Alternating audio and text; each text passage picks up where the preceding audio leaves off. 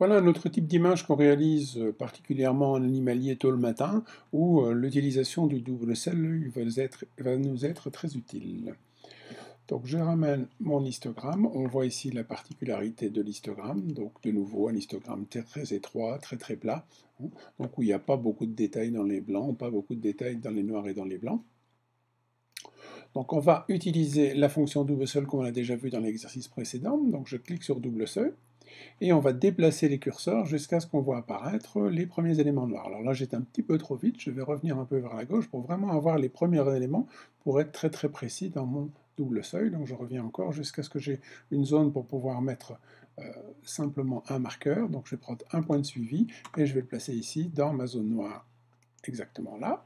Ensuite, je vais faire pareil pour la partie blanche. Donc je me déplace jusqu'à ce que les premiers blancs apparaissent. Voilà, c'est le bec ici qui commence à apparaître, le bec de cormoran apparaît, voilà.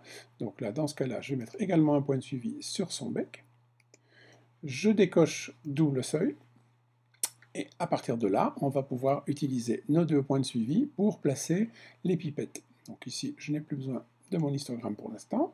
On va prendre la pipette noire, on va la placer sur le point de suivi qui est dans la queue. De nouveau, on décale de 1 à 3% un peu en fonction de l'élément.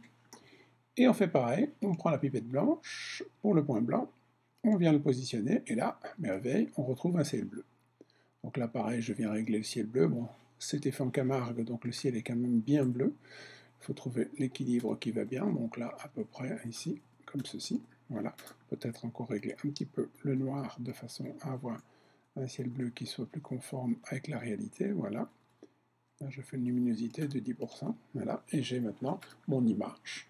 Donc tout à l'heure, on avait vu comment on pouvait supprimer les points de suivi, même principe ici. Je peux ramener mon histogramme et cliquer simplement sur le point 1 pour le supprimer et le point 2 pour le supprimer.